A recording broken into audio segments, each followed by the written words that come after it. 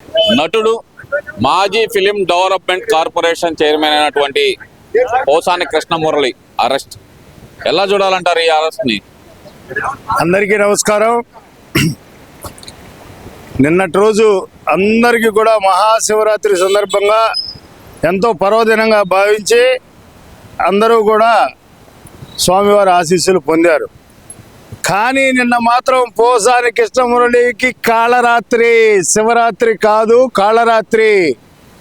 వాడిని ఎత్తిన తర్వాత పోలీసులు అసలు ఆంధ్రప్రదేశ్ రాష్ట్ర ప్రజలు రెట్టింపు ఉత్సాహంతో కోటప్పకొండ తిరునాళ్ళు జరుపుకున్నారు. అక్కడ ప్రబ్బళ్ళ కాడ ఎంత సంతోషంగా ఆనందంగా ఎగిరారంటే కేవలం పోసాని కృష్ణమురళిని రాష్ట్ర పోలీసులు అరెస్టు చేసినందుకని ఈ సందర్భంగా గుర్తు చేస్తున్నా. ఇకపోతే ఈ పోసాని గారు అంటాడు పవన్ కళ్యాణ్ భార్యని, వాళ్ళ అమ్మని, లోకేష్ బాబు యొక్క ఆలోచనని కానీ లేకపోతే అతని వ్యక్తిగతంగా కానీ ఎన్ని రకాలుగా దూషించాడో. వీడు చేసిన దుర్మార్గ పనులకి వీడు ఇంతకు ముందే ఒకసారి చెప్పున్నాడు, మా అబ్బాయికి సంబంధాలు కూడా రావట్లేదు, మమ్మల్ని ఎవరో కూడా సరిగా పట్టించు అంటే నిన్ను కుల బహిష్కరణ జరిగిందిరా పోసాని కృష్ణమురళి అని నువ్వు గుర్తించాల్సిన అవసరం ఉంది. అలాగే నీకు సామాజిక బహిష్కరణ జరిగింది. సమాజం కూడా నీది సంబంధించిన ఏ మాటలు టీవీలో వస్తున్నా టీవీలు కట్టేసే పరిస్థితి. ఎందుకంటే పిల్లలు అవి నేర్చుకొని అటువంటి భాష మాట్లాడతారేమోనని తల్లిదండ్రులే బాధపడాల్సిన పరిస్థితి వచ్చింది. ఇకపోతే నిన్న జగన్మోహన్ రెడ్డి పోసాని కృష్ణమురళి భార్యకి ఫోన్ చేసి ఓదారుస్తున్నాడు ఈ అయ్యగారు. అయ్యా మాజీ ముఖ్యమంత్రి వైఎస్ జగన్మోహన్ రెడ్డి, నువ్వు ఓదార్చాల్సింది ఆమెను కాదు, పవన్ కళ్యాణ్ భార్యకి ఫోన్ చేసి చెల్లెమ్మ తప్పైపోయింది, మాకు ఒక ఎదవున్నాడు ఇలా మాట్లాడాడు మిమ్మల్ని గురించి అని నువ్వు ఫోన్ చేయాల్సింది పవన్ కళ్యాణ్ గారి భార్యకి. లేదా పవన్ కళ్యాణ్ గారి అమ్మకు ఫోన్ చేసి అమ్మ నువ్వు నాకు తల్లి లాంటి దానివి, మా ఎదవ నిన్ను మాట్లాడాడు తప్పుగా అని చెప్పి ఆమెకు ఫోన్ చేసి ఉంటే నీలో సంస్కారం ఉందని ఆంధ్ర రాష్ట్ర ప్రజలు కొంతైనా నమ్మేవాళ్ళు. ఇకపోతే లోకేష్ బాబు వాళ్ళ అమ్మగారికి ఫోన్ చేసి ఉండాల్సింది. నువ్వు ఎవరికీ ఫోన్ చేయకుండా పోసాని కృష్ణమురళి భార్యకి ఫోన్ చేశావంటేనే నువ్వు ఎంత దరిద్రపు నాయకుడివో ఇప్పుడు అర్థమవుతుంది. నీకో చిన్న విషయం చెప్తున్నాను జగన్మోహన్ రెడ్డి, నువ్వే కాదు ప్రజలారా మీరందరూ గ్రహించాలి. ఎవరైనా బూతులు మాట్లాడి ఎవరినైనా అన్యాయంగా నిందిస్తే ఇద్దరిని కూర్చోబెట్టి పంచాయతీ ఏం చేస్తారు పెద్దలు? మాట్లాడినోడి చేత నిందలు పడిన వాడికి క్షమాపణ చెప్పిస్తారు. ఇక్కడ రివర్సు. ఈ జగన్మోహన్ రెడ్డి ఎవరైతే మాట్లాడారో వారి భార్యలకే ఫోన్ చేయటం, ఆ పోసాని కృష్ణమురళికే సపోర్ట్ చేసి పొన్నవోలు సుధాకర్ రెడ్డి లాంటి చెట్టు కింద ప్లేడర్ను ఒకటి పంపించటం. సుధాకర్ రెడ్డి జీవితంలో ఏదైనా గెలిచాడా? ఈ పొన్నవోలు సుధాకర్ రెడ్డి నీకు సూటిగా ఛాలెంజ్ చేస్తున్నా, నువ్వు ఎవరి తరపున వెళ్ళా కూడా వాడికి రిమాండ్ పడుతుందిరా. ఒక్కడికి బయలుదేరలేకపోయావు. ఒక్కళ్ళని కూడా నువ్వు జగన్మోహన్ రెడ్డికి నువ్వు చేసినంత నష్టం, కానీ రాష్ట్ర ప్రజల సంపదలో నీవు తీసుకున్నంత జీతం, ఈ రెండు ఇంకెవరూ చేయలేదని ఈ సందర్భంగా చెప్తున్నాను. కస్టడీలోకి తీసుకున్న తర్వాత ఫస్ట్ డైలాగ్ అరెస్ట్ చేశారు రాజా ఏంటంటారు? మరి ఆ డైలాగ్ అర్థం ఏంటి? అరెస్ట్ చేశారంటే నేను రాజకీయాలు వదిలేశాను అయినా నన్ను అరెస్ట్ చేశారు అనే భావం అనుకోవాలా, లేదా తప్పు చేశాను అరెస్ట్ చేశారు నన్ను రాజా అనే భావం అనుకోవాలంటారా?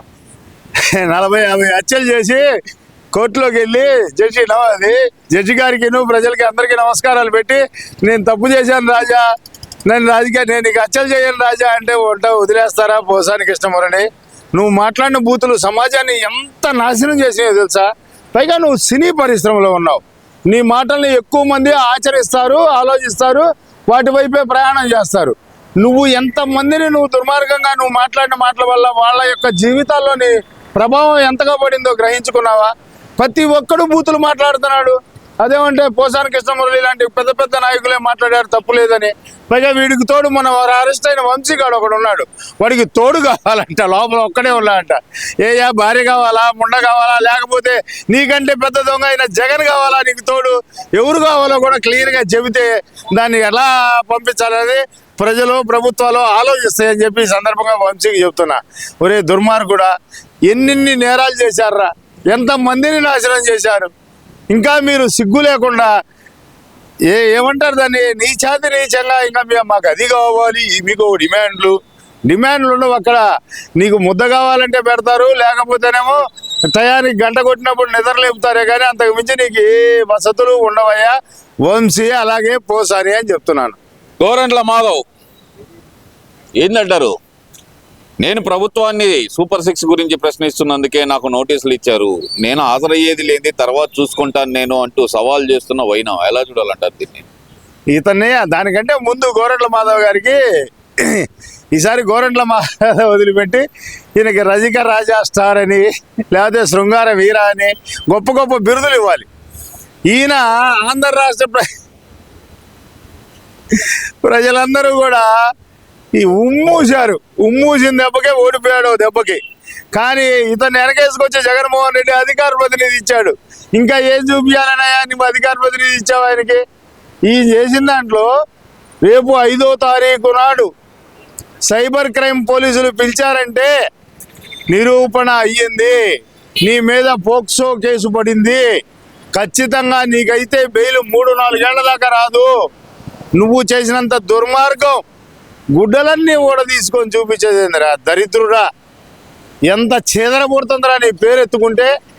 చీదర స్టార్ నువ్వు. అసలు నిన్ను తిట్టడం మా నాది కాదు, కావాలంటే అప్పటి చూపిస్తా అన్నాడుగా. పైగా ఆయన అట్ట చూపించే జగన్మోహన్ రెడ్డికి 2వ సీటు తెచ్చుకోలేకపోయాడు. జగన్మోహన్ రెడ్డి చూసి దండం పెట్టి నా వల్ల కాదురా నీకు ఇవ్వలేను అన్నాడు. ఎందుకంటే జగన్మోహన్ రెడ్డికి కళ్ళు తిరిగేటట్టు చూపించావు నువ్వు. అది ఇంకేం చూపిస్తాడంట? ఏంటి ఈ వరుస అరెస్టులు ఆగేది అన్నాడు అంటూ వైసీపీ నాయకుల ప్రశ్న ఎలా చూడాలి? మంచి ప్రశ్న వేశావు. గత 5 ఏళ్ళు జగన్మోహన్ రెడ్డి అండతో వీళ్ళంతా చేసిన దుర్మార్గాల్ని భరించాం, ఓర్చుకున్నాం, సహించాం, మదనపడ్డాం, బాధపడ్డాం.